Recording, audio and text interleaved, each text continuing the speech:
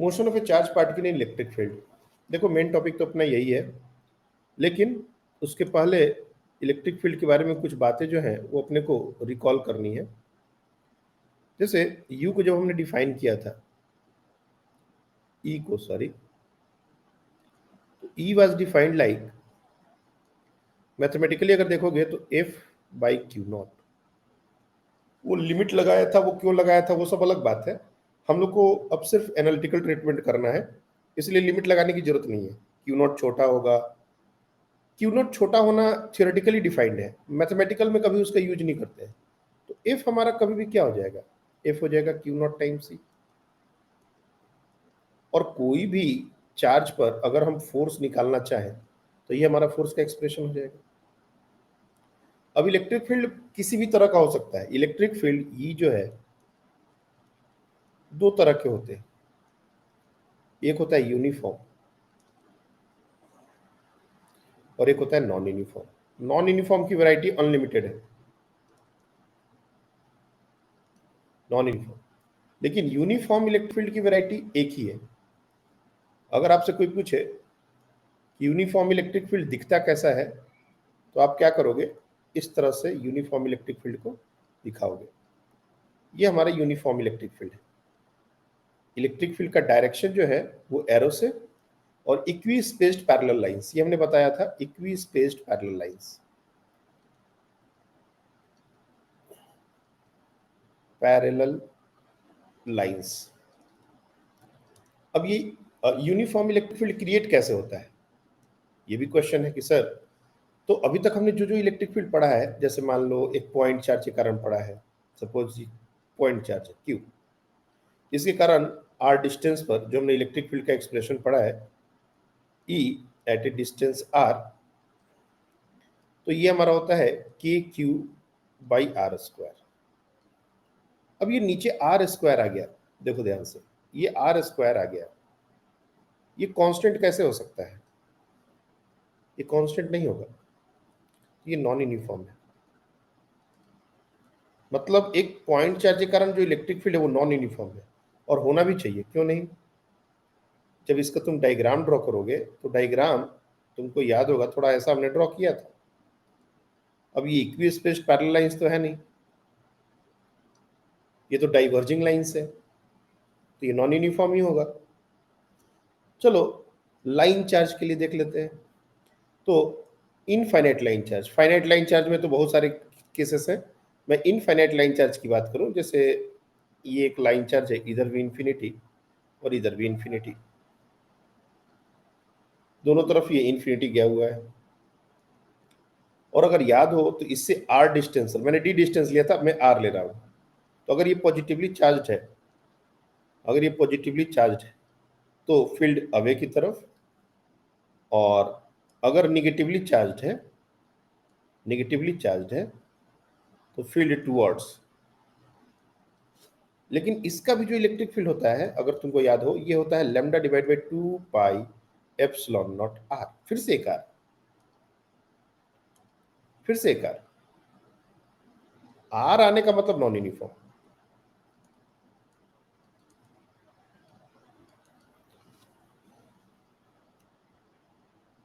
बहुत बार बच्चों को ये इलेक्ट्रिक फील्ड कैसा होगा विजुलाइज भी करना होता है, बिना विजुलाइजेशन के इसके बाद वाला जो टॉपिक है फ्लक्स, उसको बहुत अच्छे से हम समझ नहीं पाएंगे। तो थोड़ा सा विजुलाइजेशन बताते हैं, ट्राई करना सोचने का। पॉइंट चार्ज के कारण सोचो, एक बल्ब है, point charge is a bulb, और एक बल्ब से चारों तरफ जैसे लाइट ही निकलता है, वैसे ही इलेक्ट्रिक फील्ड लाइन से। तो पॉइंट चार्ज के लिए समझने में दिक्कत नहीं होता। लाइन चार्ज जो है ना, उसके कारण एग्जैक्टली कैसा फील्ड बनता है वो थोड़ा सा ध्यान से देखो। 3D में, 2D में नहीं, 3D में। ये हमारा लाइन चार्ज है और दोनों तरफ इन्फिनिटी गया हुआ है, और मैं पॉजिटिव चार्ज के लिए ड्रॉ कर रहा हूं। तो जो फील्ड लाइंस होंगी ये कुछ ऐसे,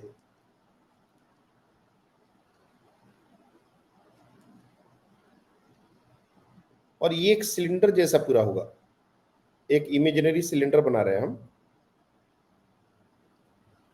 और इस सिलेंडर से रेडियली आउटवर्ड, तुम ऐसा सोच सकते हो कि हर पॉइंट पर ये सिलेंडर से रेडियली आउटवर्ड चारों तरफ, चारों तरफ, ऐसा मत समझना कि सिर्फ दो तरफ हम दिखा रहे हैं डायग्राम में, तो दो तरफ, ये चारों तरफ ऐसा लगेगा जैसे ये ट्यूबलाइट है, और ट्यूबलाइट से जैसे लाइट निकलता है चारों तरफ, वैसे रेडियली आउटवर्ड ऊपर से देखेंगे ना इसको, यहां से अगर मान लो यहां से कोई देखे इसको टॉप व्यू, तो बिल्कुल पॉइंट चार्ज की तरह ही 2D में ऐसा दिखेगा, ये ऐसा दिखेगा, लेकिन ये ऊपर से नीचे तक है हर जगह, यहां पर भी ऐसे बनेगा।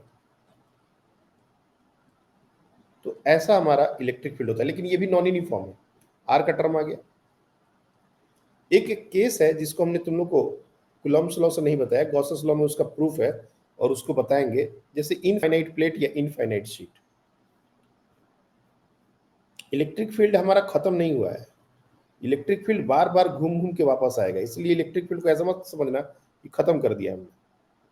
ये पूरा चैप्टर ही इलेक्ट्रिक फील्ड रिलेटेड है, तो इसको खत्म कैसे कर सकते हैं। ये इनफाइनाइट शीट है, शीट का मतलब होता है पेज, और ये ऊपर भी इन्फिनिटी गया हुआ, चारों तरफ से इन्फिनिट गया। नॉन फाइनाइट, फाइनाइट रहे तो क्या होगा, इसका बात हो सकती है, लेकिन अभी के लिए क्योंकि यही हमारा जनरल केस होता है, ये हमारा चार्ज है, पॉजिटिव चार्ज,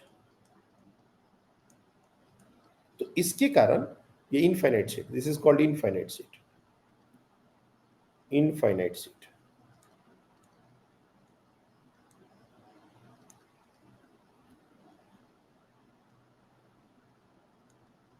तो इसके कारण जो हमारा फील्ड होता है नियर बाई पॉइंट्स पर, जैसे इससे नियर बाई पॉइंट बहुत ज़्यादा दूर नहीं जाएंगे, तो सबसे पहले तो ये इंडिपेंडेंट ऑफ दिस डिस्टेंस होता है, चाहे तुम r डिस्टेंस लो चाहे तुम 2r डिस्टेंस लो, ये डिस्टेंस मैटर नहीं करता। और इलेक्ट्रिक फील्ड अगर पॉजिटिव चार्ज है तो रेडियली अवे की तरफ होगा, और अगर निगेटिव चार्ज होता तो टूवर्ड्स होता, और ये होता है sigma by 2 epsilon not.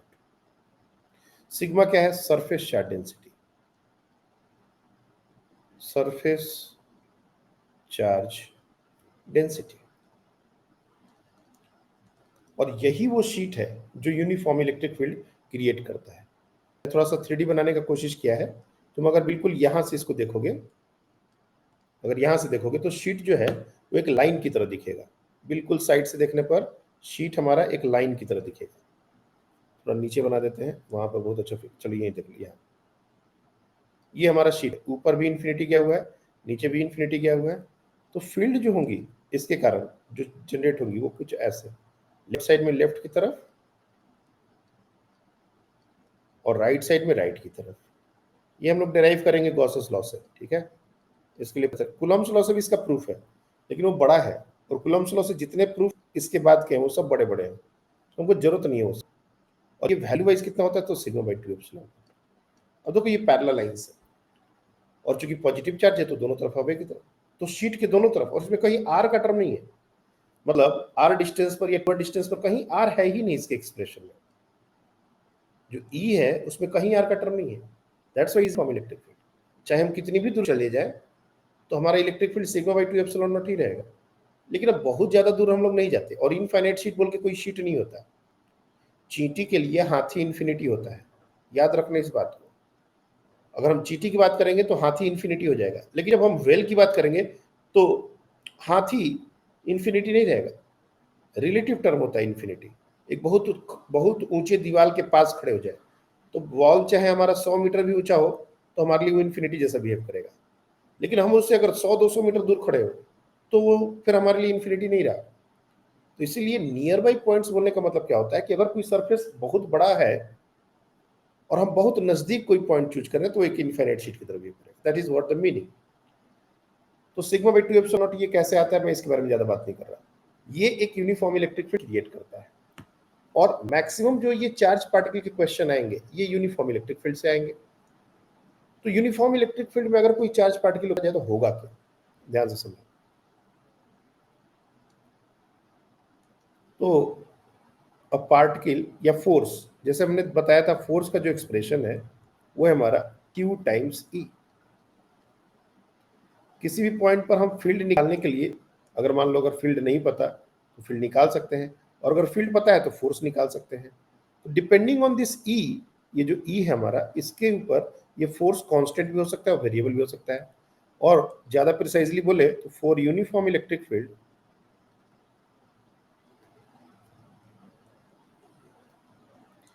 F will be constant. Force constant होगा, चार्ज तो चेंज हो नहीं रहा, और E ये कांस्टेंट है, यूनिफॉर्म मतलब कांस्टेंट। एक चीज जो ध्यान देने वाली है यहाँ पर कि ये जो Q है ये फोर्स के एक्सप्रेशन में विथ साइन जाना चाहिए। क्यों मैं बता रहा हूँ विथ साइन। मान लो से हमारा इलेक्ट्रिक फील्ड, हमने एक लमसम डायग्राम ड्रॉ कर रहे हैं, ये हमारा एक इलेक्ट्रिक फील्ड है।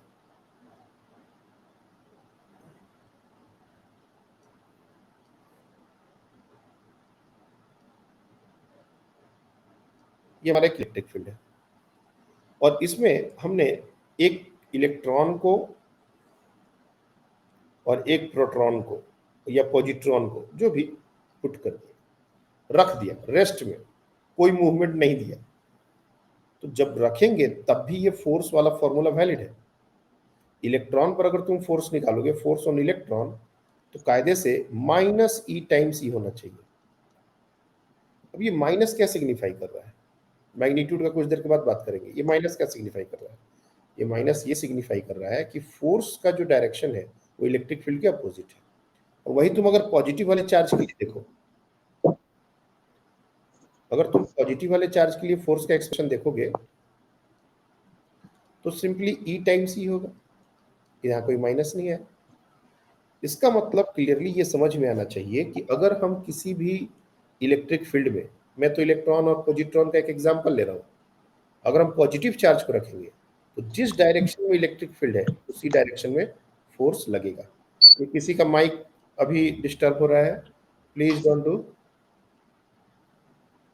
और अगर हमारा इलेक्ट्रॉन है,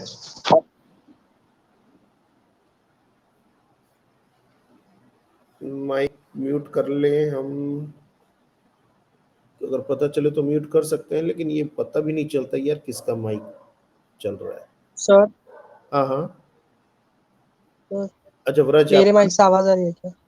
ओके ओके ओके, एक मिनट रुक जाओ। इंडिविजुअली शायद मेरा ऑप्शन काम करता है, लेकिन एक साथ वाला में कुछ दिक्कत है। यही सब तो बग है जो दिक्कत। हाँ, अब माइक्रोफोन मैंने म्यूट कर दिया है तो अब शायद नहीं होगा। ठीक है, तो मैं क्या बोल रहा था कि फोर्स जो है वो हमारा पॉजिटिव चार्ज पर in the direction of field लगता है, और नेगेटिव चार्ज पर डायरेक्शन सिर्फ अपोजिट होगा। फोर्स का मैग्नीट्यूड तो जो है वो है ही, डायरेक्शन अपोजिट होगा, ये इधर लगेगा। तो सबसे पहले जब भी मोशन ऑफ चार्ज पार्टिकल का क्वेश्चन आए तो चार्ज देख लो क्या है। क्या है, हम लोग की सारे जो चीजें हैं हम लोग पॉजिटिव चार्ज के लिए पढ़ते हैं, और बच्चों के दिमाग में पॉजिटिव चार्ज इतना ज्यादा दिमाग में बढ़ जाता है कि वो कभी भी इलेक्ट्रॉन को मूव किया गया है ये देखता ही नहीं इलेक्ट्रॉन, और डायरेक्शन वगैरह सब कुछ गलत कर देगा। तो जैसे ही इलेक्ट्रॉन या कोई निगेटिव चार्ज आ गया, मतलब इलेक्ट्रिक फील्ड के अपोजिट डायरेक्शन में, दोनों ही केस में ये जो दोनों फोर्स हमने लिखे हैं, अगर तुम इन दोनों का मैग्नीट्यूड अगर देखोगे ना तो सबका ई टाइम्स ही है, कोई दिक्कत नहीं। तो मैग्नीट्यूड तो ई टाइम्स ही है, उसमें माइनस का कहीं रोल नहीं है। माइनस का रोल कब है, डायरेक्शन के लिए, वो डायरेक्शन को पता चल गया। दूसरी बात कि जब फोर्स कांस्टेंट है तो एक्सेलरेशन भी कांस्टेंट ही होना पड़ेगा ना यार, वो कहां से वेरिएबल हो जाएगा। तो क्या हो जाएगा, Q E by M. M क्या है, mass of the charge particle.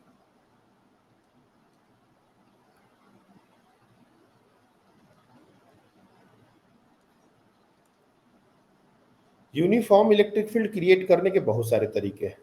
कुछ क्वेश्चन में आपको इस तरह का भी डायग्राम दिया जाता है, ये एक कैपेसिटर का डायग्राम है। मैं अभी कैपेसिटर आप लोग को नहीं पढ़ाया हूँ, इसलिए मैं बहुत ज़्यादा इस पर बकबक नहीं करूँगा। बस इतना समझो कि ऐसा कभी डायग्राम दे दिया जाए तो इससे परेशान होने की जरूरत नहीं है। This is like a capacitor, inside capacitor का डायग्राम है जिसमें इलेक्ट्रिक फील्ड कुछ ऐसा रहेगा, हमेशा पॉजिटिव चार्ज से निगेटिव चार्ज, याद रखना ये हमारा इलेक्ट्रिक फील्ड का डायरेक्शन। और जब इलेक्ट्रिक फील्ड का डायरेक्शन है और किसी भी चार्ज पार्टिकल को अगर हम थ्रो करेंगे, ऐसे थ्रो करते हैं, तो इस तरह के क्वेश्चन बहुत सारे आते हैं। तो मैं इस क्वेश्चन पर जाऊंगा, पहले बेसिक बातें हमको समझ में आनी चाहिए कि हो क्या रहा है। क्योंकि यहाँ से हमारा पूरा का पूरा kinematics motion in a plane repeat होने वाला है। और जिन बच्चों को मोशन इन अ प्लेन समझ में आता है वो मतलब मोशन ऑफ चार्ज पार्टिकल को ऐ भी उड़ा देंगे, कोई सोचने का जरूरत ही नहीं पड़ेगा। बस कहाँ कहाँ क्या रिप्लेस होगा, जैसे जी की जगह क्या रिप्लेस होगा, इक्वेशन ऑफ ट्राजेक्टरी में कि कौन सी जगह पर क्या आएगा, बस इतना सारा कुछ समझ आ जाए तो सारी कहानी वही है। देखो, और जब भी हम लोग मोशन ऑफ चार्ज पार्टिकल की बात करते हैं तो एक जो सबसे इंपॉर्टेंट बात है, इग्नोर ग्रेविटी। जब तक एक्सप्लिसिटली न बोला जाए कि ग्रेविटी है, ग्रेविटी को इग्नोर करना है। फॉर एग्जाम्पल, जैसे यहाँ पर हमने चार्ज पार्टिकल को रखा, अब बच्चे के दिमाग में तो ये भी आ सकता है कि सर mg तो भी लग रहा होगा नीचे, लगेगा, mg लगेगा, लेकिन चार्ज पार्टिकल की मूवमेंट में हम इसको काउंट नहीं करते। रीजन सर, तो मास जो है ना, ये है हमारा लगभग जो भी चार्ज पार्टिकल इलेक्ट्रॉन 9.1 इंटू 10⁻31, कितना छोटा वैल्यू। उसमें मान लो 10 से तुम मल्टीप्लाई भी कर दो, मान लो तुम 10 से मल्टीप्लाई भी कर दो, क्या फर्क पड़ता है, तो बहुत छोटा वैल्यू है ना। और ये जो इलेक्ट्रोस्टैटिक फोर्स ये बहुत ज्यादा है, हम लोग इग्नोर ही कर देते, काउंट ही नहीं करते ग्रेविटी। तो जब भी हम इलेक्ट्रिक फील्ड में किसी भी चार्ज पार्टिकल प्लेस करेंगे तो सिर्फ चार्ज पार्टिकल पर जो इलेक्ट्रोस्टैटिक फोर्स होगा बस उसी को काउंट करेंगे, दूसरे को काउंट करने की जरूरत नहीं है। अब हमको पता चल गया फोर्स क्यू ई, मैं सिर्फ अब मैग्नीट्यूड की बात कर रहा हूं, acceleration Q E by M, ये दो चीजें पता चल गई। क्या क्या केस हो सकता है, बहुत सारे केस बन सकते हैं। Case 1, charge particle is at rest,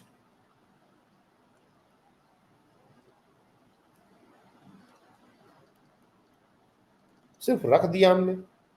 अब मान लो किसी भी चार्ज पार्टिकल को रख दोगे तो इनिशियल वेलोसिटी तो दिए नहीं, तो इनिशियल एक्सेलरेशन ही सिर्फ आएगा, उस पर क्या आएगा, क्यू बाई एम।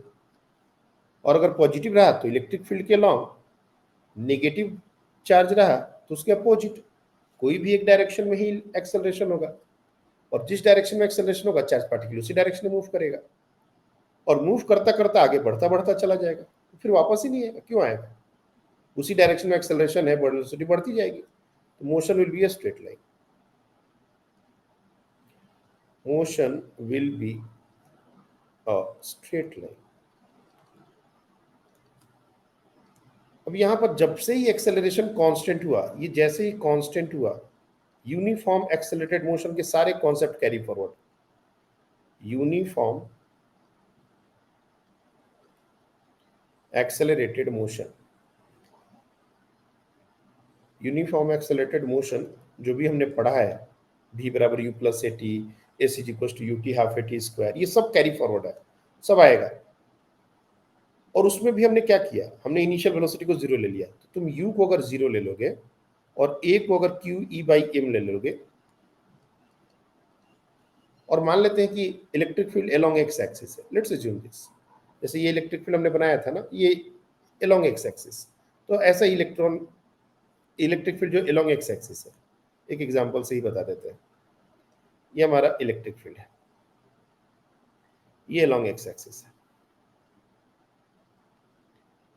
अब किसी भी चार्ज पार्टिकल को तुम कहीं से भी अगर थ्रो करोगे, रिलीज करोगे, सॉरी, थ्रो करना एक अलग बात है, रिलीज करना अलग बात है। रिलीज मतलब velocity zero, initial velocity zero, ये एक्स एक्सिस है, ये वाई एक्सिस है। अब तुमने चार्ज पार्टिकल को कहीं से छोड़ा, मान लीजिए ओरिजिन से छोड़ा, लेट से ये हमारा ये क्यू और एम, इनिशियल वेलोसिटी जीरो थी, तो पॉजिटिव चार्ज है, मैं मान के चलूंगा पॉजिटिव चार्ज है, तो एक्सेलरेशन इधर है, चलता चलता चलता चलता चला जाएगा। अगर एक्स एक्सिस पर है तो एक्स एक्सिस पर ही मूव करता चला जाएगा। तो किसी भी इंस्टेंट ऑफ टाइम पर, आफ्टर टाइम टी, अगर कोई आपसे पूछे आफ्टर टाइम टी वेलोसिटी कितनी होगी, v बराबर u प्लस ए टी, और ए कितना है, क्यू ई बाई एम, तो Q E by M into T. कोई पूछेगा अच्छा एक्स कोऑर्डिनेट कितना होगा, तो एक्स कोऑर्डिनेट हमारा हो जाएगा U T plus half A T square, U zero है, half Q E by M T square. Y coordinate कितना है, तो पहले भी वाई कोऑर्डिनेट जीरो था, उधर ना वेलोसिटी है ना उधर एक्सेलरेशन है, ये जीरो रहेगा, बॉडी एक्स एक्सिस पर मूव कर रहा है। तो पॉइंट ये है कि एक बार जैसे ही हमको पता चल गया कि एक्सेलरेशन कांस्टेंट है, तो इनिशियल कंडीशन क्या है, क्या बॉडी रेस्ट में है, तो अगर रेस्ट में है definitely straight line path move करेगा, कहीं कोई डाउट नहीं है। और अगर velocity after time T, position after time T निकालना हो तो ये सिर्फ बच्चों वाली बात है, कोई बड़ा बात नहीं हुआ। क्यू ई बाई एम ये तो हमको पता ही है, ये तो हमको पता ही है कि ये हमारा एक्सेलरेशन, ये सिर्फ ए को रिप्लेस करना है और क्या करना है, ए को रिप्लेस कर दो, हो गया काम। तो ये हो गया कि जब बॉडी रेस्ट में था। केस टू, ऐसे बहुत सारे केसेस बन सकते हैं। केस टू देखो, अगर हमने velocity they the, if the charge particle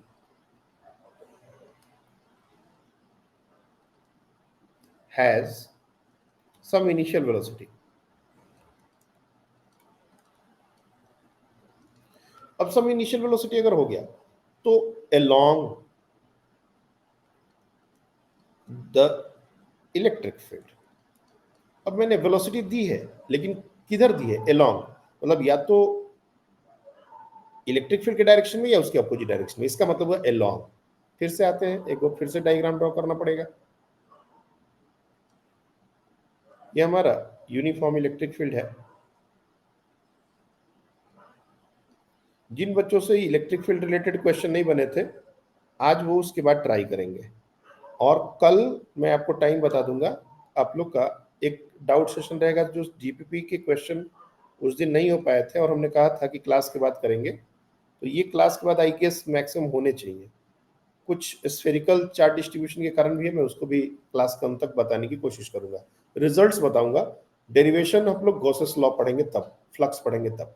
मान लो ये सिचुएशन है, अब हमारा जो चार्ज पार्टिकल है, अगेन उसको ओरिजिन पर ही रखते हैं, और इसको हमने इधर वेलोसिटी दे दी या फिर इधर velocity they the, depending on the nature of charge. ध्यान से सुनना इस बात को, depending on the nature of charge इस पर एक्सेलरेशन इधर हो सकता है या फिर इधर हो सकता है, इसके अलावा कोई और डायरेक्शन में एक्सेलरेशन हो ही नहीं सकता। और कितना होगा, Q E by M. Acceleration में कहीं कोई डाउट मत रखना, ये हर बार क्यू ई बाई एम ही होगा। तो अगर इधर दिए और एक्सेलरेशन पीछे की तरफ रहा तो क्या करेगा, ये यू टर्न मारेगा। और अगर एक्सेलरेशन आगे की तरफ है तब तो सोच रहा ही नहीं है, तो आगे आगे चलता जाएगा। अगर मान लो वेलोसिटी इधर हुई और एक्सेलरेशन पीछे की तरफ हुआ, कहीं ना कहीं से जाके यू टर्न मारेगा। और नहीं, अगर एक्सेलरेशन भी पीछे की तरफ, वेलोसिटी भी पीछे की तरफ, चलते चले जाओ इन्फिनिटी तक। इस केस में भी हमारा जो पाथ होगा वो स्ट्रेट लाइन ही होगा, पाथ में चेंज नहीं है। सो इन दिस सिचुएशन ऑल्सो, इसको बोलते हैं ट्राजेक्ट्री या path. So trajectory of charge particle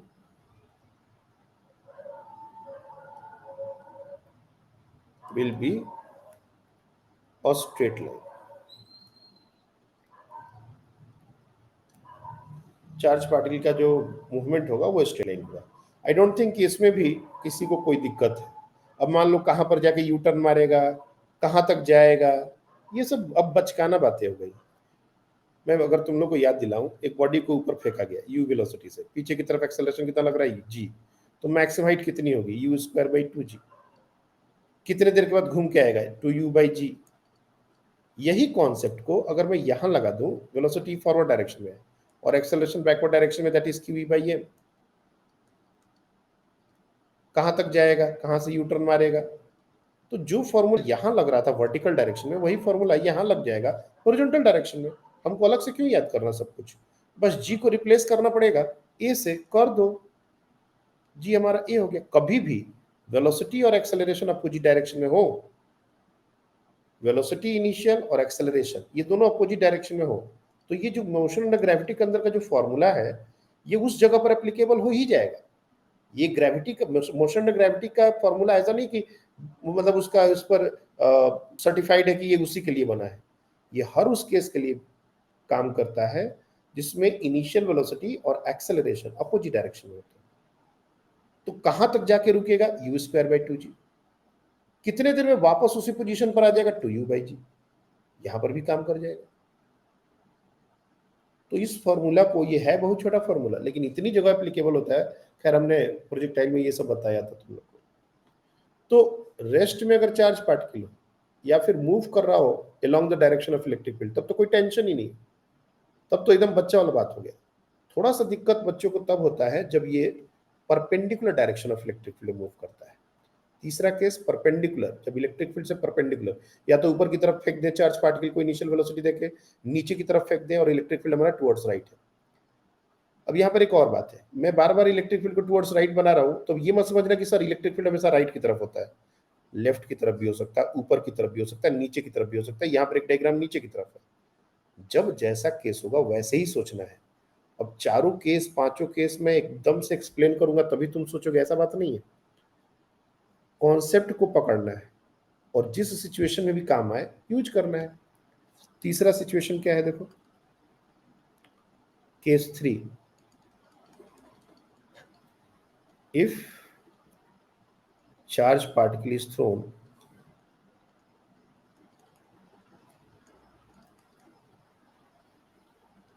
perpendicular to E से परपेंडिकुलर थ्रो कर दिया गया।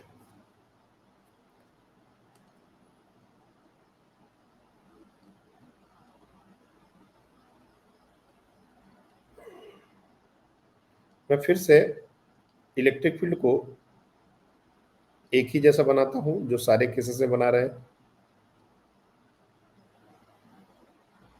ये हमारा इलेक्ट्रिक फील्ड है और एक कोऑर्डिनेट सिस्टम भी बना ही लो। ये हमारा कोऑर्डिनेट सिस्टम है, ये हमारा एक्स एक्सिस, ये हमारा वाई एक्सिस। अब डिपेंडिंग कि यहां से अगर हमने चार्ज पार्टिकल को थ्रो किया है और ऊपर की तरफ थ्रो किया है, initial velocity let's say v not, ये इनिशियल वेलोसिटी, और q और m ये क्रेडेंशियल्स तो हमेशा दिए रहेंगे। अगर ये पॉजिटिव होता और हुआ तो इस पर फोर्स और एक्सेलरेशन रादर इस डायरेक्शन में लगेगा, तो इसका जो मूवमेंट होगा वो कुछ ऐसा, लाइक दिस, इस तरह से जाएगा। और अगर इसके ऊपर एक्सेलरेशन बैकवर्ड डायरेक्शन में लगा तो इसका मूवमेंट कुछ ऐसा होगा।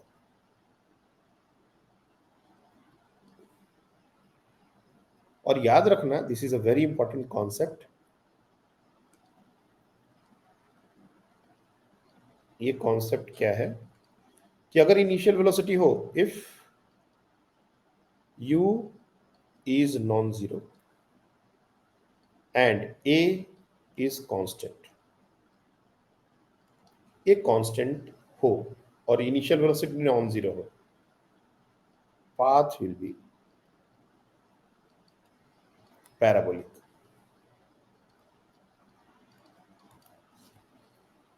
मैं ये नहीं कह रहा कि u और a परपेंडिकुलर होना चाहिए, u और a परपेंडिकुलर नहीं भी हो तो भी ये स्टेटमेंट वैलिड है, valid for all theta between a and u। 0 degree मत कर देना, 0 डिग्री के लिए फिर वो स्ट्रेट लाइन पाथ हो जाएगा, theta not equal to 0 degree या 180 डिग्री। मेरा पॉइंट समझ में आ रहा होगा तुम लोग को। पैरेलल और एंटी पैरेलल छोड़ दिया जाए तो जैसे 90 डिग्री का केस हमने तुमको दिखा रहे हैं, अगर 45 डिग्री का केस हो जाए, लाइक इलेक्ट्रिक फील्ड इधर है और चार्ज पार्टिकल को हमने ऊपर की तरफ नहीं ऐसे थ्रो कर दिया और ये एंगल 45 डिग्री है, दिस इज वी नॉट और ये हमारा ई है, तब कैसा मूवमेंट होगा? तब भी वो पैराबोलिक पाथ ही होगा। कैसा होगा, क्या होगा, वो बात की बात है। तुमसे ट्रेजेक्टरी पूछा जाए तो याद रखना इस बात को कि ट्रेजेक्टरी हमेशा पैराबोलिक ही होता है, मैथमेटिकली प्रूवन फैक्ट है और इसको चाहोगे तो हम प्रूफ करके दिखा देंगे, बट अभी नहीं। अब इस सिचुएशन में बहुत सारी बातें आ जाएंगी। अब जैसे ही पाथ पैराबोलिक हुआ तो इसमें बहुत सारा case, velocity after time T क्या हो जाएगा, डायरेक्शन कितना हो जाएगा, डिस्प्लेसमेंट, कोऑर्डिनेट्स, ये सब कुछ आपसे पूछे जा सकते हैं। तो मोशन इन अ प्लेन का क्वेश्चन है, और अगर तुम लोग को वेक्टर थोड़ा बहुत समझ आता है तो वेक्टर से इस चीज को बहुत आसानी से डील किया जा सकता है। कैसे? देखो, इनिशियल वेलोसिटी वेक्टर फॉर्म में मैं लिख रहा हूं, ये लिख दिया जा सकता है v not i cap. Acceleration can be written as q e by m, sorry v not j cap होगा ना बच्चे, जे कैप, और ए एक्सेलरेशन हो जाएगा Q E by m i cap. ये वेलोसिटी और एक्सेलरेशन, इनिशियल वेलोसिटी और एक्सेलरेशन हो गया। अब तुमको वेलोसिटी आफ्टर टाइम टी निकालनी है, ठीक है, निकाल लो। Velocity after time T, v बराबर u plus A T, v naught J plus Q E by M T I cap. अब ये दो वेक्टर है, अगर तुम इसको ध्यान से देखो तो ये हमारा वी वाई है और ये हमारा किसी भी इंस्टेंट ऑफ टाइम पर वी एक्स है। वी वाई कॉन्स्टेंट रहने वाला है क्योंकि उधर कोई एक्सेलरेशन नहीं है, वी एक्सचेंज होने वाला है क्योंकि उधर एक्सेलरेशन है, तो प्रोजेक्टाइल ये कांस्टेंट रहने वाला है। ये पूरा पूरा बात प्रोजेक्टाइल का ही जा रहा है और ये वेरिएबल है क्योंकि एक्सेलरेशन उधर है। अगर आपसे पूछा जाए कि अच्छा इसका कोऑर्डिनेट्स बता दो, तो displacement S vector ut plus half A T square, ut plus half. सबसे एडवांटेज इस फॉर्मूले का क्या है कि ये वेक्टर फॉर्मूला है, मतलब तुम एक साथ दोनों तीनों कोऑर्डिनेट्स को डील कर सकते हो, अलग अलग लिखने का जरूरत ही नहीं है। अब मैं देखो एक ही साथ सब कुछ कर रहा हूं क्योंकि तुम लोग मैच्योर हो, समझ जाओगे। तो हमारा वी नॉट जे, ये हमारा वेलोसिटी था, into t plus half Q E by M T square, और ये कितना है आई। तो ये जो जे डायरेक्शन में ये हमारा वाई कोऑर्डिनेट हो जाएगा, ये हमारा हो जाएगा एक्स कोऑर्डिनेट। तो अगर तुमसे पूछा जाए कि एक्स कोऑर्डिनेट कितना है और वाई कोऑर्डिनेट कितना है, तो लिखो ना यार, एक्स कोऑर्डिनेट हो जाएगा क्यू ई बाई एम और other 2m into T square, ये हो गया कि एक्स कोऑर्डिनेट। वाई कोऑर्डिनेट क्या हो गया, वी नॉट टी। अगर इक्वेशन ऑफ ट्राजेक्टरी पूछा जाए लिख दो, हमारे पास इक्वेशन ऑफ ट्राजेक्टरी क्या होता है, टी को रिप्लेस करना है वाई बाई वी नॉट, और इस टी को इसमें सब्स्टिट्यूट कर दो, यही तो होता है इक्वेशन ऑफ ट्राजेक्टरी। तो यहां से देखोगे तो x is equal to q E by 2m into y by v not का स्क्वायर। अब कुछ देर के लिए वी नॉट तो कांस्टेंट है, इनिशियल वेलोसिटी तो कांस्टेंट होती है, तो तुम अगर देखोगे तो एक्चुअली आ क्या रहा है, x is equal to q E by 2m v not square, ये पूरा का पूरा टर्म कांस्टेंट है वाई स्क्वायर। देखा जाए तो x is equal to some constant times y square. तो ये कैसा ग्राफ होता है, अगर तुमको ग्राफ का थोड़ा बहुत याद हो बात, तो ये ग्राफ जो होता है ना, ये कुछ ऐसा, अगर सिर्फ पॉजिटिव वाई के लिए हम ड्रॉ करना चाहें तो कुछ ऐसा होता है, पैराबोलिक। नीचे भी हो सकता है ऐसा, लेकिन चार्ज पार्टिकल को हमने ऊपर की तरफ रखे तो ऊपर वाला ग्राफ, अगर निगेटिव चार्ज पार्टिकल होगा तो नीचे वाला ग्राफ हो जाएगा, ऐसा पैराबोलिक नेचर। अब किसी भी इंस्टेंट ऑफ टाइम पर हमारी वेलोसिटी क्या होगी, तो वेलोसिटी इसका टेंजेंट ये भी है। अब इसमें एक्स कंपोनेंट होंगे, इसके वाई कंपोनेंट होंगे। एक्स कंपोनेंट वेरिएबल है, चेंज होगा, वाई कंपोनेंट कांस्टेंट है, वैसा वी नॉट होगा। एंगल कितना बनाएगा, alpha, tan alpha v y by v x. अब यहाँ पर संयोग है कि वी वाई हमारा कांस्टेंट है तो वी नॉट हो जाएगा, वी एक्स हमारा q E by M into t है। ये सब याद नहीं करना होता, तुम लोग को लग रहा होगा सर इतना सारा एक्सप्रेशन एक के बाद लिखे जा रहे हैं कैसे याद हो, याद कर क्यों करना है, अपने को एक्सेलरेशन पता है, अपने को यूनिफॉर्म एक्सेलरेटेड मोशन डील करने आता है, तो हम याद क्यों करें, सब कुछ याद कर दिमाग फट जाएगा। अपने को बेसिक चीजें पता होनी चाहिए करना कैसे है, बाकी तो जब क्वेश्चन आएगा उसके अकॉर्डिंग अप्रोच करेंगे। तो चार्ज पार्टिकल को अगर perpendicular to the direction of electric field throw किया गया तो क्या होगा, यही होगा और क्या, उसका वेलोसिटी क्या होगा, उसका एंगल कितना होगा, उसका कोऑर्डिनेट कितना होगा, डिस्प्लेसमेंट कितना होगा, यही सब पूछा जाएगा, निकाल सकते हैं। अब इसी में ये वाला क्वेश्चन जो हमने उस समय बोल रहे थे, जो बहुत बार पूछा जाता है, मैं पर्टिकुलरली इसको डिस्कस कर दे रहा हूँ।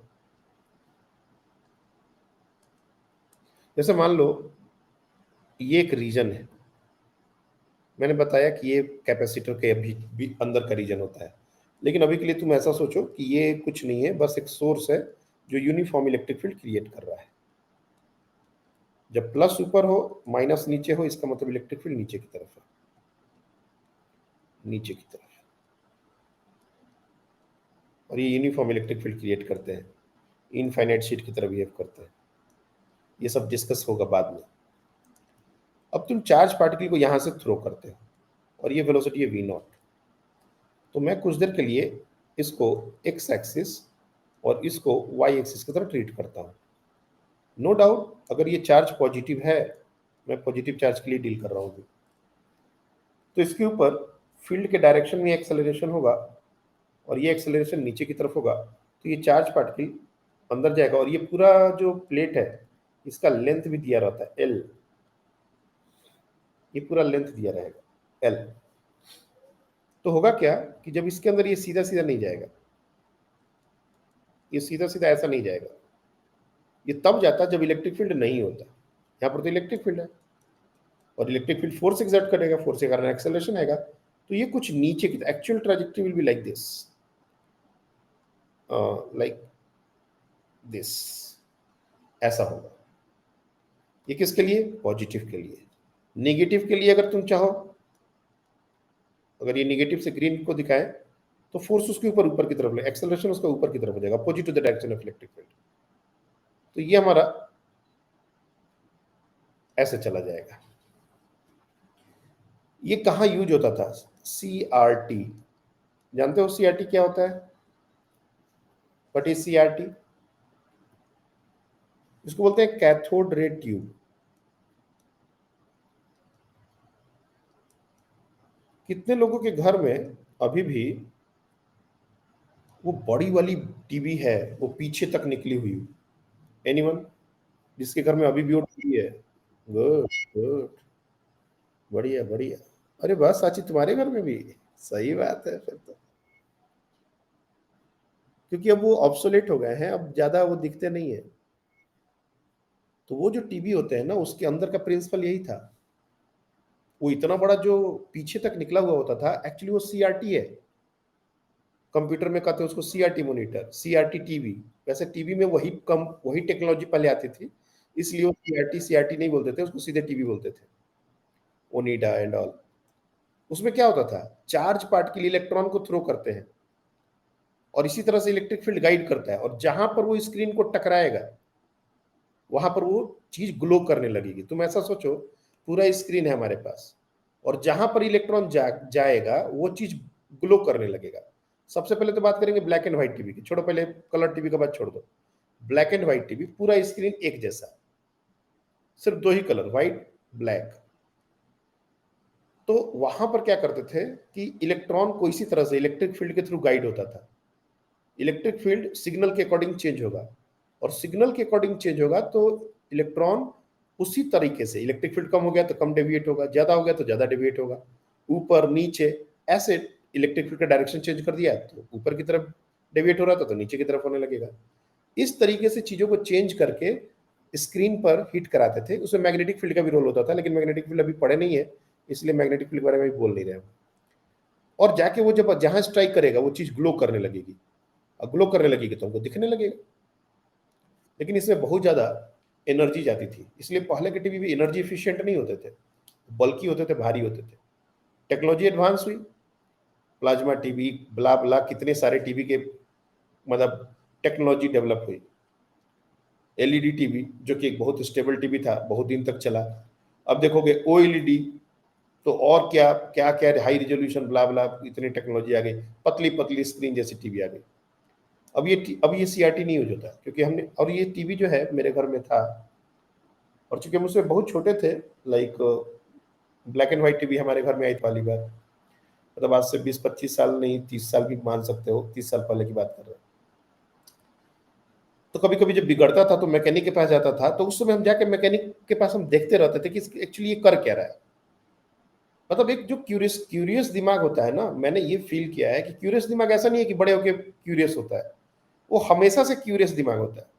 उसको हमेशा से ये जानना होता है कि इसके अंदर क्या है। और ये दिमाग जिसके पास होता है उसको डेफिनेटली इंजीनियरिंग करना चाहिए।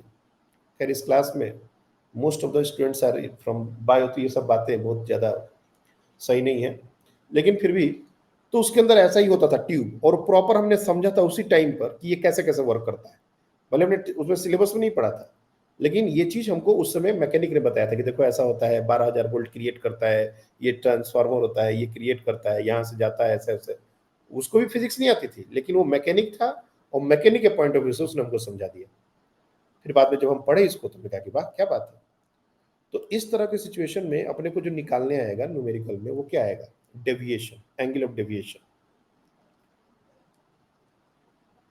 Angle of deviation. सबसे पहले तो इस टर्म को बहुत बारी आने वाला है, इसको समझ लो कि होता क्या है। कोई भी चार्ज पार्टिकल अगर इलेक्ट्रिक फील्ड नहीं होता तो अनडिविटेड पाथ पर जाता, लाइक दिस, चलता चला जाता है। ये ओरिजिनल पाथ है।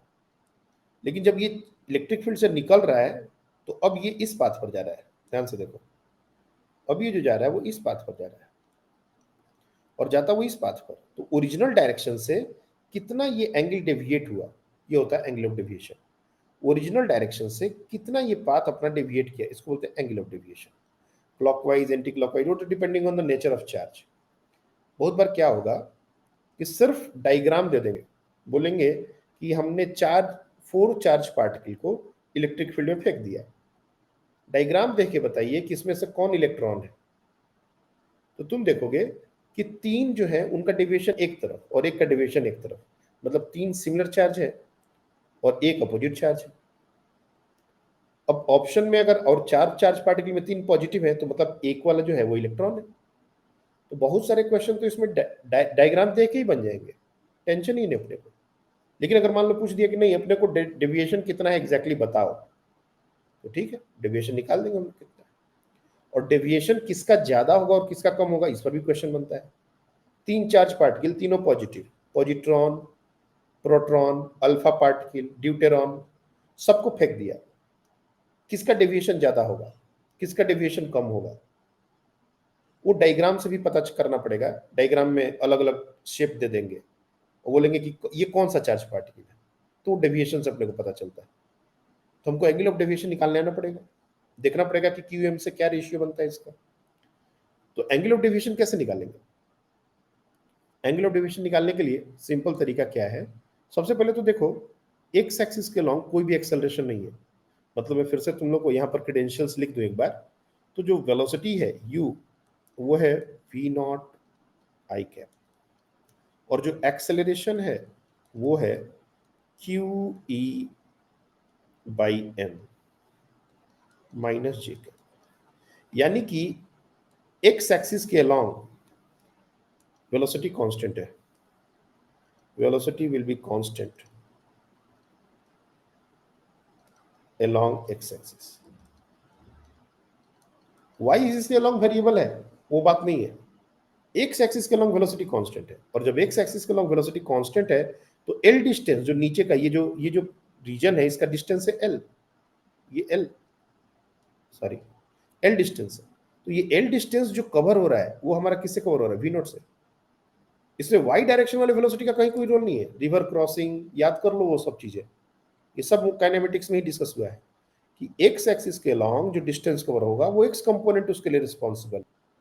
तो time to cross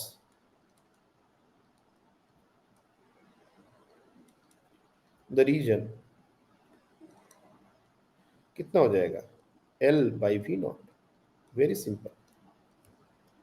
I don't think इसमें किसी को कोई प्रॉब्लम होना चाहिए। अगर प्रॉब्लम है तो हैंडल्स करके चैट में क्रॉस क्वेश्चनिंग कर सकते हो, कोई जल्दीबाजी नहीं है। एनीवन? एल डिस्टेंस है, वी नॉट वेलोसिटी है, टाइम तो यही लगेगा। ओके। और अगर इतने टाइम तक वो इलेक्ट्रिक फील्ड के अंदर रहा है तो वाई वाली डायरेक्शन में वेलोसिटी कितनी हो जाएगी? वी वाई की अगर मैं बात करूं तो ये सिंपली क्या हो जाएगा?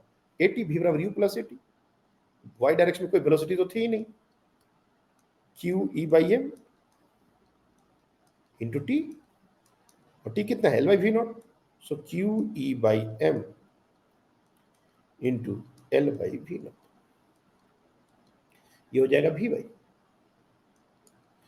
सो q E L by M we not, ये हो गया हमारा वी वाई। अब डेविएशन क्या होगा, तो डेविएशन तुमको, ये हमारा वी एक्स है, ये हमारा वी वाई है, और डेविएशन इन दोनों का रिजल्टेंट वेलोसिटी हमारा ये, और इसका ये एंगल निकालना है। तो तुम लोग अगर tan डेल्टा निकालोगे, डेल्टा है, तो tan delta v y by v x होगा, और क्या होगा। तो लिखो angle of deviation tan of delta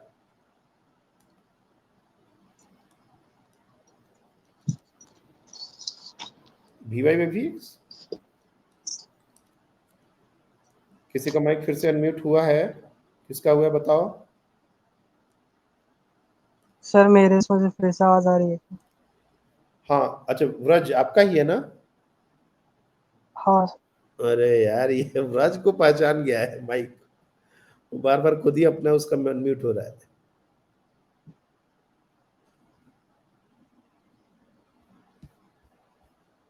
चलिए, so tan of delta is equal to v y कितना है अपना, q E L by M we not, ये हमारा वी वाई है, और वी एक्स कितना है बेचारा, वी नॉट ही तो है, पूरे शुरू से यही है। तो देखा जाए तो ये हो जाएगा Q E l divide by M we not square. अब एक और बात, delta is equal to tan inverse q E L by M we not square. देखो, अब ये जो एक्सप्रेशन हमारा फाइनल आया है, एक तो है कि ये एक्सप्रेशन एग्जैक्टली याद हो जाए, अच्छी बात है कि स्टैंडर्ड रिजल्ट है, इतना सब कुछ करके और तब तुम ये रिजल्ट पर आओगे, टाइम निकल जाएगा। लेकिन इसका रियलाइजेशन भी है, और भी इसमें बहुत सारी बातें हैं जो समझनी है। तो पहले यहाँ तक कोई डाउट हो तो पहले इसको क्लियर कर लेते हैं कि अगर कोई यहीं तक अगर कोई तकलीफ आ गई कि सर ऐसा कैसे हुआ वैसा कैसे हुआ, तो पहले वो क्लियर कर लो, और नहीं तो फिर इसके आगे अपन और कुछ बातें करेंगे।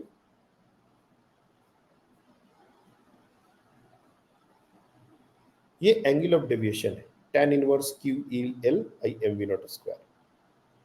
डायरेक्ट अगर क्वेश्चन आ गया कि डेविएशन कितना होगा, यही पुट करेंगे, लेकिन क्वेश्चन ऐसा नहीं आएगा, क्वेश्चन एक स्टेप और आगे जाके पूछेगा, और ये क्या मेडिकल क्या इंजीनियरिंग दोनों में पूछा जा सकता है कि हमारा ये जो रीजन हमने बनाया था,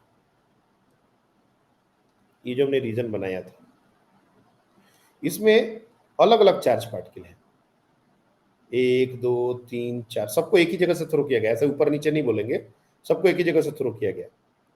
जैसे क्या होगा, मैं एग्जैक्टली वैसा ही डायग्राम बना देता हूँ, तुम लोग ने क्वेश्चन में देखा भी होगा मे बी।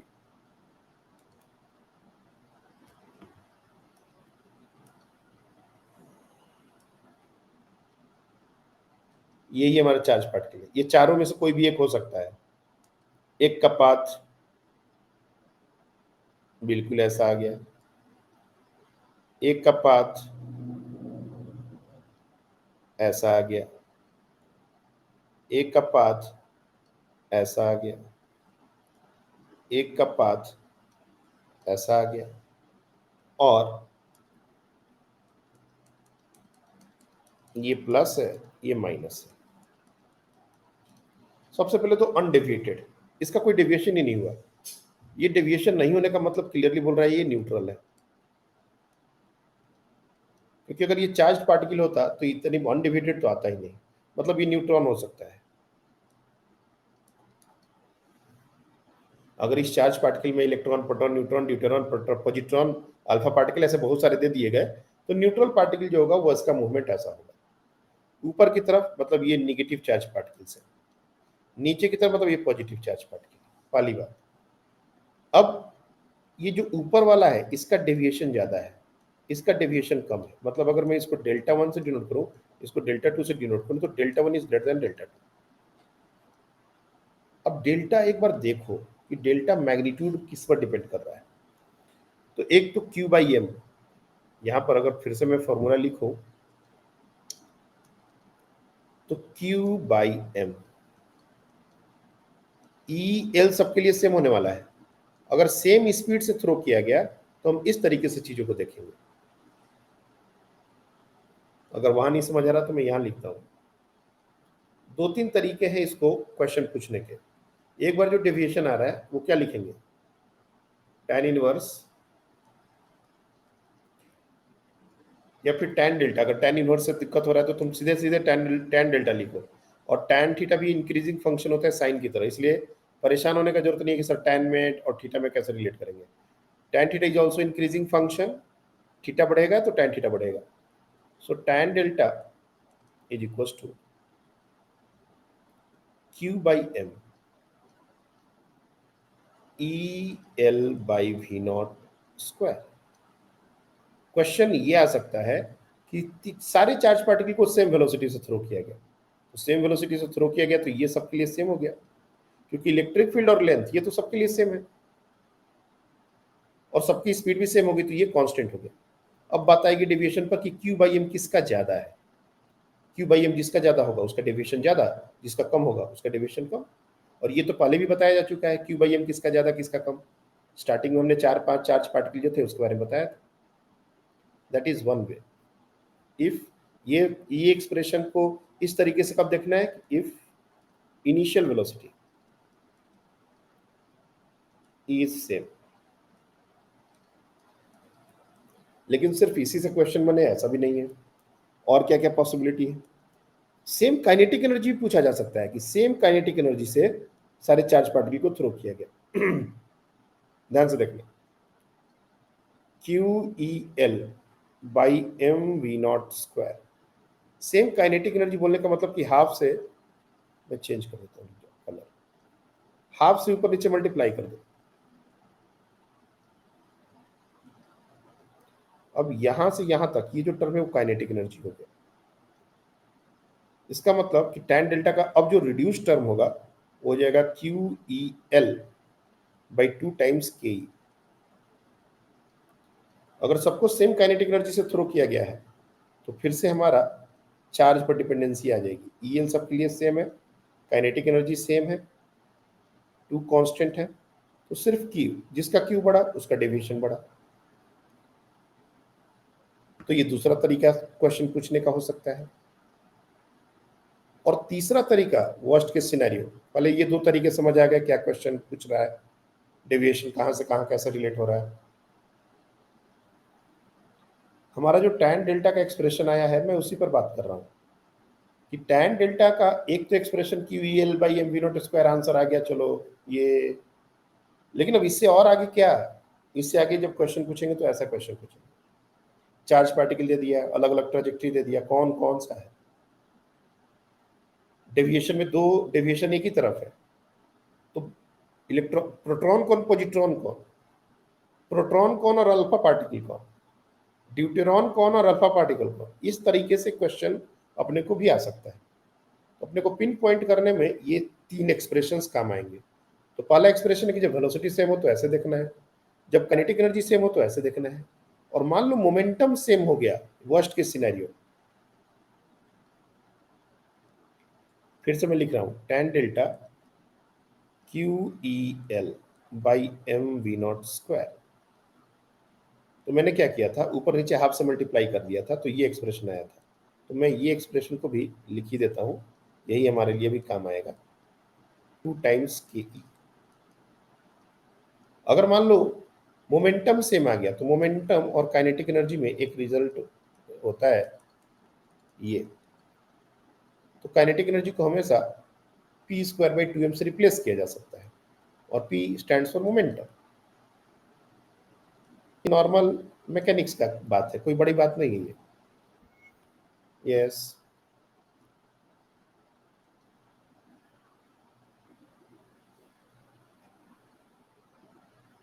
चैट में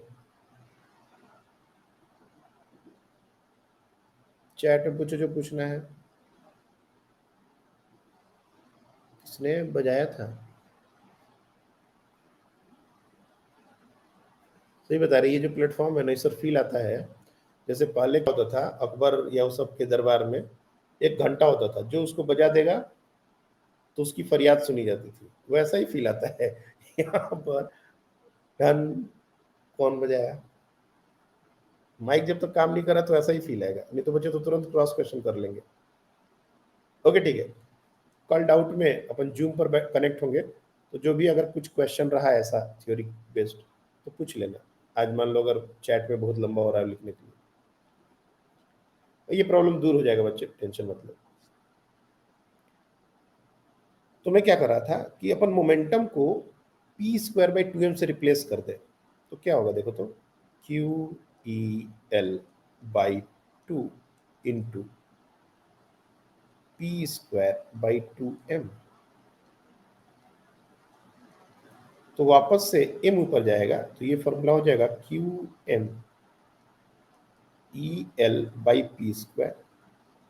अब फिर से तुम देखोगे अगर मोमेंटम सेम रहा तो ये तीनों चीजें सेम हो जाएंगी। इफ मोमेंटम इज सेम, तो इस तरीके से अपने को tan डेल्टा को देखना पड़ेगा, दोनों का मल्टीप्लीकेशन देखना पड़ेगा, Q और M दोनों का मल्टीप्लीकेशन किसका ज्यादा है किसका कम है। लेकिन ये सबसे वर्स्ट केस सिनेरियो है, इतना तक बात नहीं पूछते, यही दोनों तक बात खत्म हो जाती है। और ज्यादा चांस है सेम स्पीड से थ्रो करने वाला, पहला केस जो बताया था। तो ये हमारे अलग अलग केसेस हैं जब किसी चार्ज पार्टिकल को हम लोग थ्रो करते हैं परपेंडिकुलर डायरेक्शन में, तो कुछ ऐसा होगा। आई होप कि यहाँ तक चीज़ें क्लियर हैं। थोड़ा सा एक्सप्रेशंस ज़्यादा हैं बट तुम देखोगे तो ये सारे हो जाएंगे। इससे ज़्यादा केस हमको डिस्कस करने की जरूरत नहीं है। किसी बच्चे का डाउट होता है कि सर 90 डिग्री के अलावा कोई और एंगल हुआ तब क्या करेंगे, 90 डिग्री के अलावा कोई और केस हुआ तो प्रोजेक्टाइल मोशन होगा और क्या होगा। मैं थोड़ा सा उसके लिए हिंट दे देता हूँ, वैसे ये पूछता नहीं है लेकिन क्यूरियोसिटी नहीं हो इसके लिए। इफ वी और other you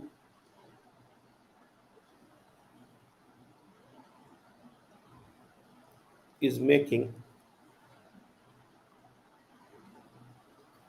angle theta with E, यानी कि चार्ज पार्टिकल को जब हमने थ्रो किया था तो उसकी जो वेलोसिटी थी और जो इलेक्ट्रिक फील्ड का डायरेक्शन था, मैं सिर्फ यहाँ पर एक ही इलेक्ट्रिक फील्ड दिखाऊंगा। ये इलेक्ट्रिक फील्ड है और ये हमारा वेलोसिटी है और इसके बीच का एंगल है थीटा।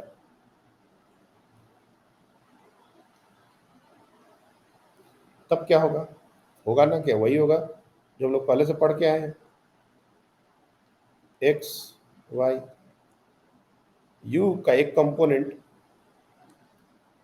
इस डायरेक्शन में होगा यू कॉस थीटा, एक कंपोनेंट इस डायरेक्शन में होगा यू साइन थीटा। अब velocity, initial velocity rather vector form में लिख लो।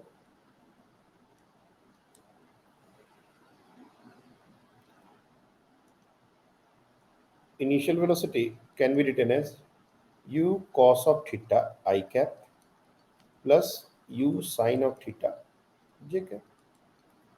एक्सेलरेशन क्या है, एक्सेलरेशन हमारा है q e by m I cap। तो जे डायरेक्शन वाला जो कंपोनेंट है वो इंडिपेंडेंट है, उसमें एक्सेलरेशन है ही नहीं, और एक्स एक्सिस वाले के लॉन्ग एक्सेलरेशन है। तो velocity after time t, position after time t, displacement after time t, ये सब v बराबर u प्लस ए टी करके निकल जाएगा, ut plus half A T square करके निकल जाएगा। और पाथ हमेशा पैराबोलिक ही होगा, ट्रैजेक्टरी विल बी पैराबोलिक।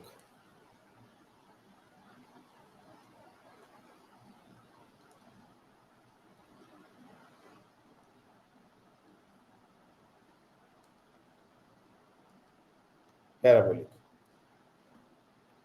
क्योंकि वापस से तुम दोनों इक्वेशन बनाओगे, एक्स और वाई, ये हमारा एक्स दे देगा और इनिशियल वेलोसिटी ये एक्स, इसमें से एक्स भी आ जाएगा वाई भी आ जाएगा, फिर से रिप्लेस करोगे, इक्वेशन ऑफ ट्रैजेक्टरी बनाओगे तो वो 2 डिग्री इक्वेशन ही आएगा। तो 2 डिग्री इक्वेशन क्या होता है, पैराबोलिक नेचर का होता है।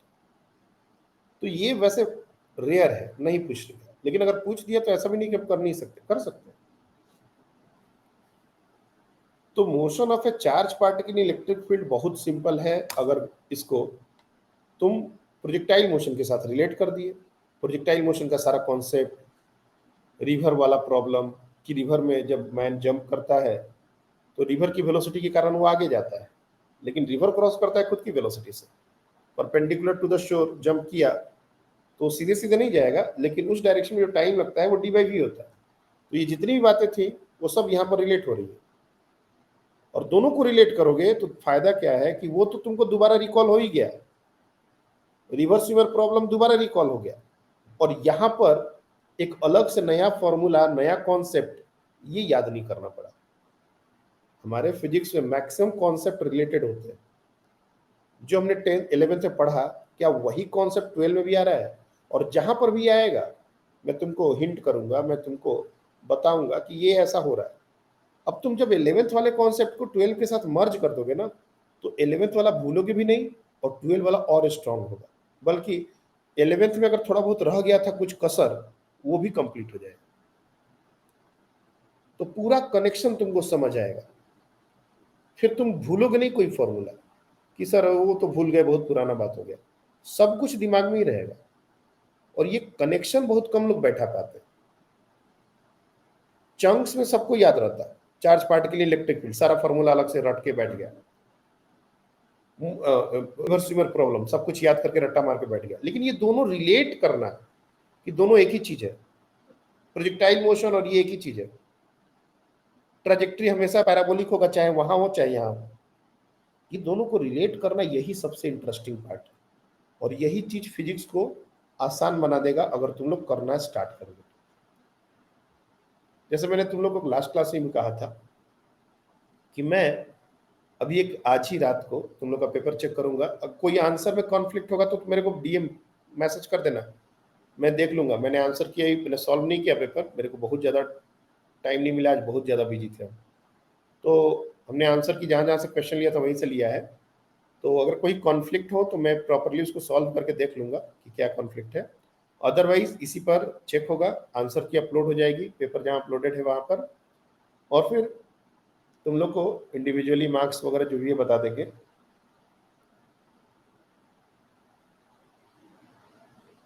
तो हाँ, मैं क्या बोल रहा था कि ये जो अपना जितना भी ये पार्ट है, मैं इसके बाद तुम लोग का क्या करने वाला हूँ कि क्लास 12 के टॉपिक्स और क्लास 11th के टॉपिक को मर्ज करने की कोशिश करता हूँ कि कौन सा चैप्टर के साथ 11th का कौन सा चैप्टर या सब टॉपिक एग्जैक्टली मर्ज हो जाएगा। मतलब उस 11 12 पढ़ रहे हैं तो 11th का वो वाला पार्ट अगर उसी समय कर लें तो अपने को 11th भी भूलेंगे, थोड़ा बहुत करने से हो जाएगा। इसकी एक लिस्ट आज कल 2-3 दिन में बना देता हूँ, और फिर जब भी टेस्ट होंगे तो वही टॉपिक मर्ज होगा, पूरा 11th मर्ज नहीं करने वाले। जैसे तुम लोग को नेक्स्ट टेस्ट का तो बता ही दिया है, नेक्स्ट टेस्ट में मान के चलना कि हमारा ग्रेविटेशन मर्ज होने वाला है, सिर्फ ग्रेविटेशन। अब सिर्फ ग्रेविटेशन इलेक्ट्रोस्टैट के साथ मर्ज हो रहा है, ऐसा करंट इलेक्ट्रिसिटी के साथ कोई और मर्ज होगा, मैग्नेटिज्म के साथ कोई और मर्ज होगा, ऐसा पूरा जितना हो सकता है उतना एक लिस्ट बना देते हैं, और तुम लोग को पहले ही बता देंगे कि देखो इसके साथ ये मर्ज होने वाला है। तो जब भी टेस्ट होगा तो तुम लोग को पता रहेगा कि यही चीज आने वाली है, तो थोड़ा बहुत उसका भी प्रिपरेशन हो जाए। तो अपन कोशिश तो पूरी कर रहे हैं कि हर वो इनोवेशन लाएं और क्लास को बहुत ज़्यादा इंफॉर्मेटिव, बहुत ज़्यादा हेल्दी, दोनों, सिर्फ ऐसा नहीं कि कंटेंट हो। तुम लोग भी उतने ही मन से क्लासेस को ज्वाइन करो सीखने के लिए, ऐसा नहीं कि बस चल रहा है क्योंकि वीडियो तो अपलोड हो जाएगा तो सुने ना सुने कोई बात नहीं, ऐसा नहीं। इंटरेक्टिव क्लासेस का मतलब यही है कि तुम प्रॉपर क्लास की तरह टेंशन पे करो। तो देखना फिजिक्स में कुछ दिक्कत ही नहीं है, मेडिकल में तो क्या तो दिक्कत है यार। हमको तो हंसी आता था पहले जब हम मेडिकल नहीं पढ़ाते थे ना, तुम लोग इसको ए भी मत लेना। जब मैं इंजीनियरिंग शुरू के 8 साल पढ़ाता था तो मेरे को हंसी आता था कि अरे यार मेडिकल में फिजिक्स पढ़ाता कौन है, क्योंकि उसमें कुछ पढ़ाना ही नहीं होता, टू बी ऑनेस्ट। इतना सिंपल होता है फिजिक्स मेडिकल का कि मतलब कोई आंख बंद करके फिजिक्स करना चाहे तो कर ले। लेकिन हमने देखा कि बाप रे बाप, इतना हवा बनाया हुआ फिजिक्स का, बाप रे, नहीं पता नहीं फिजिक्स नहीं हुआ क्या हो गया। और संयोग देखो कि मैं ही मेडिकल पढ़ाने लगा, अब जिन लोगों पर मैं हंसता था वो लोग अगर आज मिल जाए मेरे को तो कहेंगे बताओ इतना हंसे तब तुम्हें मेडिकल पढ़ाने लगे। ये तो संयोग है कि मेडिकल के बच्चे मिल गए और मेडिकल हम पढ़ाना शुरू कर दिया। आज भी इंजीनियरिंग के बच्चे मिलेंगे तो इंजीनियरिंग भी पढ़ाएंगे। तो मेडिकल का फिजिक्स बहुत सिंपल है, मैं बता रहा हूँ, जैसे जैसे बोले वैसे वैसे करना पड़ेगा, वैसे वैसे सोचना पड़ेगा। 40 क्वेश्चन 45 क्वेश्चन में 30-20 क्वेश्चन में पेन नहीं उठाना पड़ेगा फाइनल एग्जाम में, याद रखना इस बात को। 45 क्वेश्चन 50 क्वेश्चन में 20 से 25 क्वेश्चन देख के टिक मार्क दोगे, इतना तुमको हम सिखा देंगे। सिर्फ बाकी के लिए थोड़ा बहुत कैलकुलेशन करना पड़ेगा। लेकिन ये जब बोले, जैसे अपने रिलेट किया ट्रेजेक्टरी, यहाँ पर प्रोजेक्टाइल रिलेट किया, थोड़ा सा प्रोजेक्टाइल देख लिया अभी आज के आज कि सर इतना बार बार प्रोजेक्टाइल आ रहा है, थोड़ा देख लिया अगर भूल रहे हैं तो, और जिसको याद है उसको देखने की भी जरूरत नहीं।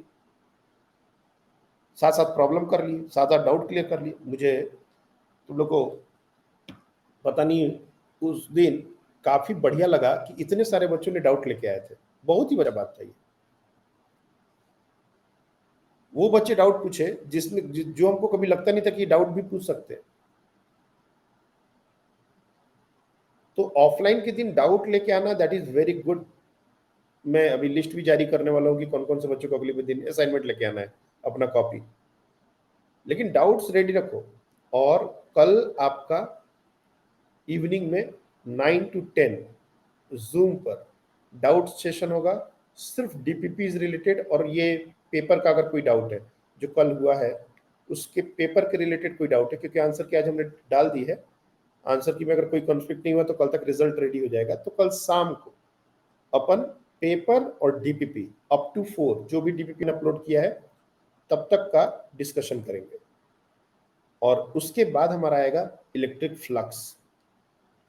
और बाद में जो भी डेरिवेशन बच गया, जैसे एक दो और इलेक्ट्रिक फील्ड का एक्सप्रेशन है, तुम लोग को बता देता हूँ कैसे आता है, वो नहीं बताऊंगा क्योंकि उसके लिए अपन को गॉसेस लॉ पढ़ना पड़ेगा। ये कहाँ चला गया? हाँ, दो तीन और चीजें जो काम आएंगी इलेक्ट्रिक फील्ड के लिए, वो क्या है देखो। E due to different charge distribution.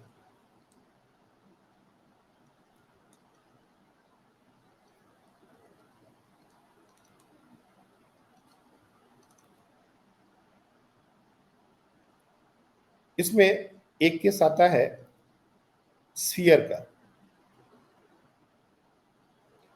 अब जब भी स्फीयर की बात आएगी तो स्फीयर दो तरीके के होते हैं, hollow solid.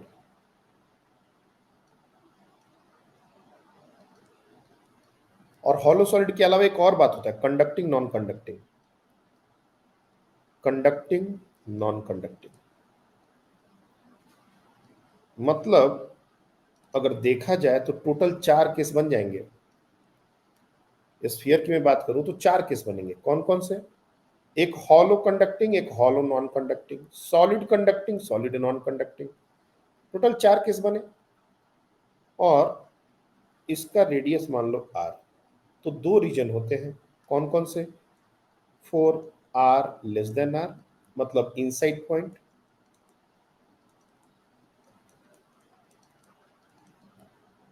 For r greater than r outside point.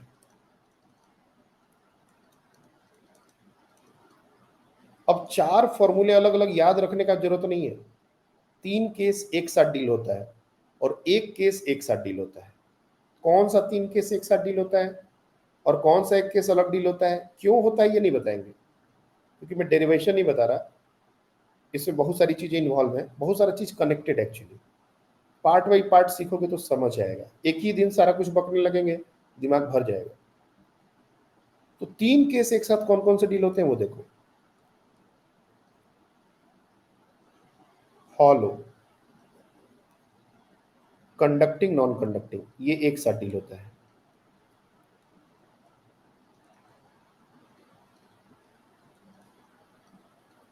या फिर सॉलिड कंडक्टिंग स्फीयर, ये 3 केस एक साथ डील करेंगे।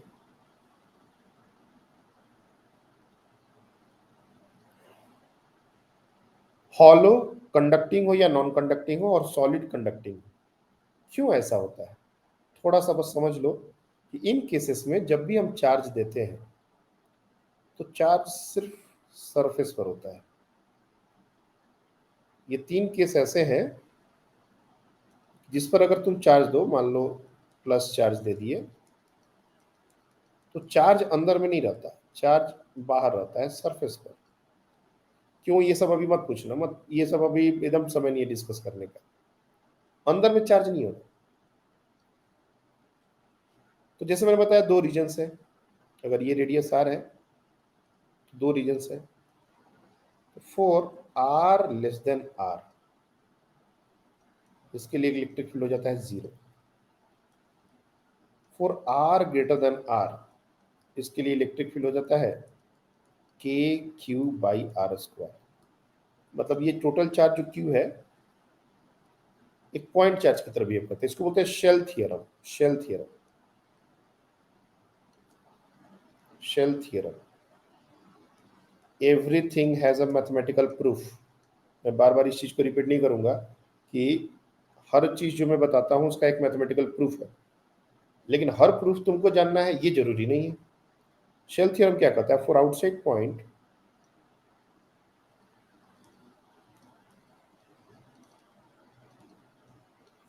The entire charge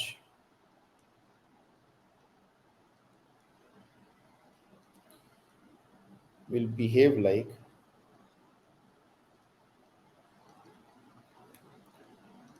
it is concentrated at center। जिन बच्चों को ग्रेविटेशन थोड़ा बहुत याद है, जाके देखना ग्रेविटेशन में यही चीज होता था। अर्थ के आउटसाइड पॉइंट के लिए अर्थ का पूरा मास सेंटर पर कॉन्सेंट्रेटेड ऐसा बिहेव करता था। वहां पर भी शेल थ्योरम था, यहाँ भी शेल थ्योरम है। तो आउटसाइड पॉइंट के लिए तुमको तो सोचने का भी जरूरत नहीं है। और ये शेल थ्योरम ये हॉलो और सॉलिड दोनों के लिए वैलिड है। मतलब कंडक्टिंग नॉन कंडक्टिंग दूसरा वाला जो केस है उसके लिए वैलिड है। एक जो केस बच गया है, कौन सा? सॉलिड नॉन कंडक्टिंग, ये बच गया था। देखो यहां पर solid non conducting, solid non conducting, यही एक केस बच गया था।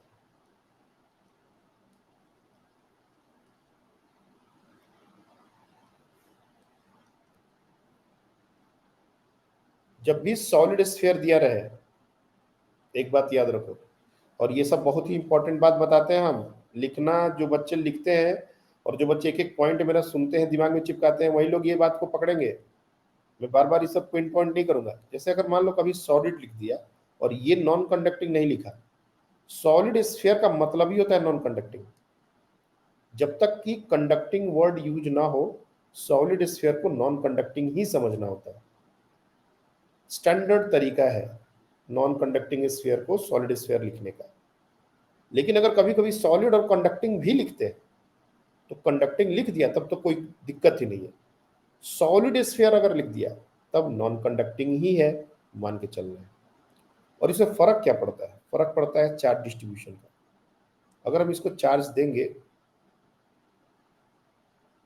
ये चार्ज देंगे, तो चार्ज सरफेस पर ना होके पूरे वॉल्यूम में होता है, पूरे वॉल्यूम में। क्यों, कैसे, ये सब पर बातें हो सकती हैं, बट आज नहीं। मैं सिर्फ आज फॉर्मूला डिस्कस करूँ ताकि तुम लोग के क्वेश्चंस बन जाए। इस तरह का सॉलिड स्फीयर होता है पूरे वॉल्यूम में। Charge distribution in entire volume, charge distributed in entire volume. और ये यूनिफॉर्म डिस्ट्रीब्यूशन है। नॉन यूनिफॉर्म की बात भी हो सकती है। Uniform density, charge density uniform है। अगर मैं टोटल चार्ज क्यू ले लूं और रेडियस अपन मान लेते हैं इसका आर, आर, तो volume charge density, volume charge density, क्योंकि यूनिफॉर्म है इसलिए इस चीज को मैं लिख पाऊंगा 4/3 pi are Q. So 3Q divide by 4 pi are Q, ये रो है हमारा। This is your rho. Constant है इसलिए, ये वेरिएबल भी हो सकता है। और जब वेरिएबल होगा तो इसका फंक्शन दिया जाएगा। वैसे क्वेश्चन कैसे आते हैं वो सब भी डिस्कस होगा, वो सब डिस्कस होगा, लेकिन आज नहीं। आज हम यूनिफॉर्म डिस्ट्रीब्यूशन की बात कर रहे हैं। तो यूनिफॉर्म चार्ज डिस्ट्रीब्यूशन में अगर हम इनसाइड पॉइंट और आउटसाइड पॉइंट, ये बिल्कुल अर्थ के जैसा है। अर्थ का इलेक्ट्रिक फील्ड इंटेंसिटी अगर जिसको याद होगा वो डायरेक्टली रिलेट कर देगा। तो इलेक्ट्रिक फील्ड फॉर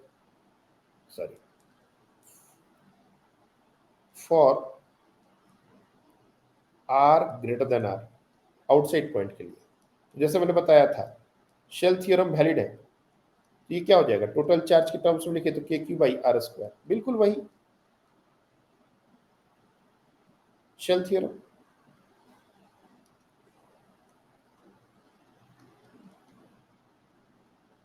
बिल्कुल अर्थ वाला एक्सप्रेशन कैरी फॉरवर्ड हो रहा है,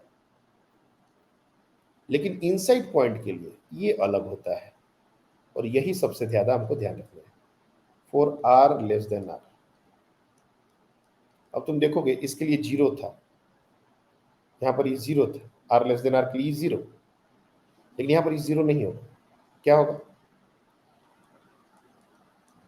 तो ये होता है k q by r q into r. Gravity अगर तुम लोग को याद हो तो वहां होता था g m by r q into r, और यहां होता था g m by r square. ये तो सबको याद है, लेकिन ये याद रखना और इसके साथ इसको रिलेट करना बहुत आसान है। और यहाँ पर जब ये हॉलो की बात होती थी तो यहाँ पर ग्रेविटी की अगर बात करूँ तो वहाँ पर आई जीरो होता था इनसाइड पॉइंट के लिए, और आउटसाइड पॉइंट के लिए g m by r square, ये आउटसाइड पॉइंट के लिए। तो ग्रेविटी से अपन इसको क्यों रिलेट करते हैं इस चैप्टर को, ये सब चीजें इसकी प्रूफ है। चार्ज डिस्ट्रीब्यूशन यूनिफॉर्म रहा तो ये बिल्कुल अर्थ के जैसा वाला बात है, वहां मास था यहाँ चार्ज है, तो साथ साथ ये दोनों प्रिपेयर हो गए मेरे। क्यू पर डिपेंडेंसी है, चार्ज अगर पॉजिटिव हुआ तो अवे की तरफ इलेक्ट्रिक फील्ड होगा, चार्ज नेगेटिव हुआ तो अंदर की तरफ होगा, टुवर्ड्स होगा, और क्या। यानी मैं अगर डायरेक्शंस के लिए भी दिखाना चाहूँ, जैसे इनसाइड पॉइंट के लिए for are less than are के लिए एक और एक्सप्रेशन बहुत इंपॉर्टेंट है। जैसे ये तो है ही, ये तो नो डाउट ये है इंपॉर्टेंट, लेकिन एक दूसरा expression electric field in terms of rho, ये होता है rho by 3 epsilon not are. ये कहाँ के लिए, for are less than are के लिए।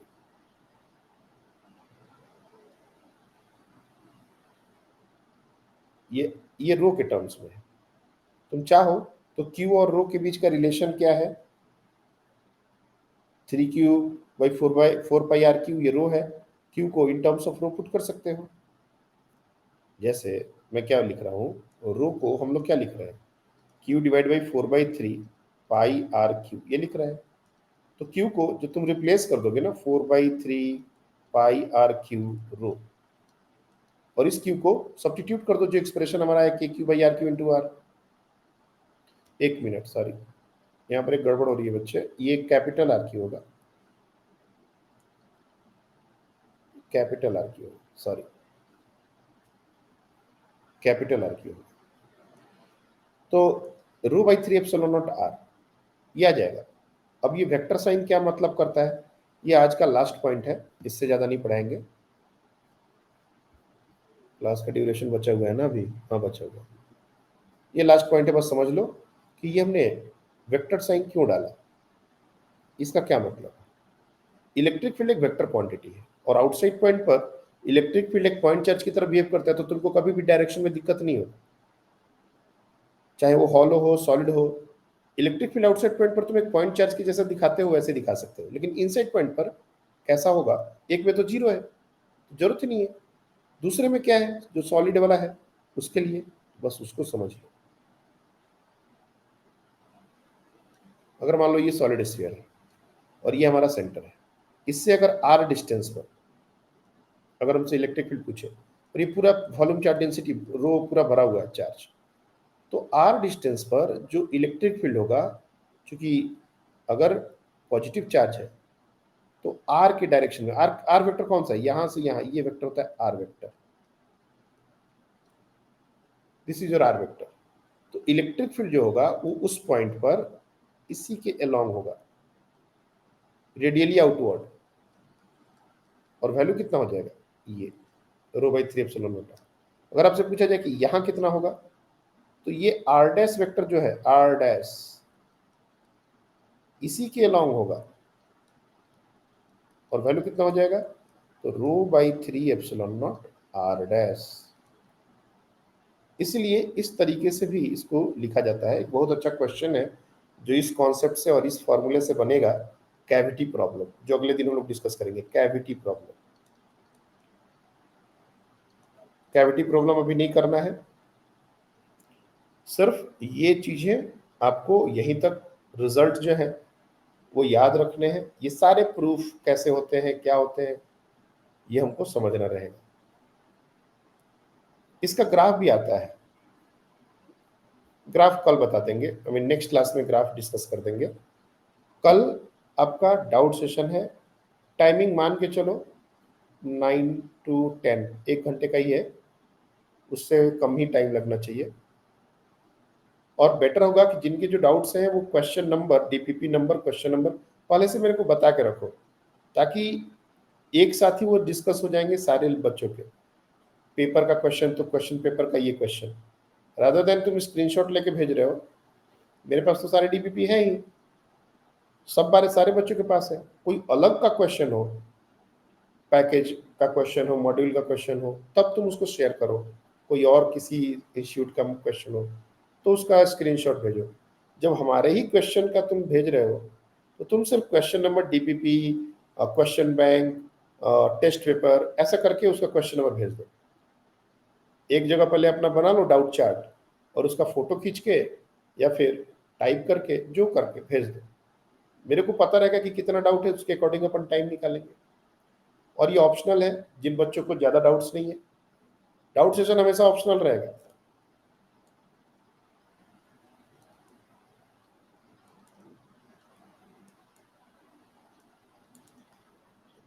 Nine to 10 PM।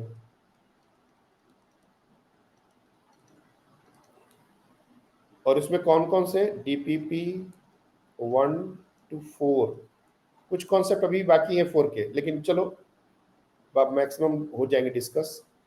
Test paper, और जहां तक पढ़ाया गया है क्वेश्चन बैंक, मोस्टली इन्हीं के डाउट्स अगर लेके आओगे तो ज़्यादा बेटर होगा। अपन इसको डिस्कस कर लेंगे, क्योंकि अगले बुधवार तक बहुत टाइम हो जा रहा है, और फिर अभी सैटरडे संडे को क्लास होगी, काफ़ी टाइम हो जाएगा। तो कल मिलते हैं और डिस्कस करते हैं, कल जूम पर, जूम, ताकि तुम्हारा माइक काम करे। जब माइक काम करने लगेगा तो अपन डाउट सेशन भी इसी पर लेंगे, लेकिन अभी के लिए जूम पर। So that's all for today, thank you.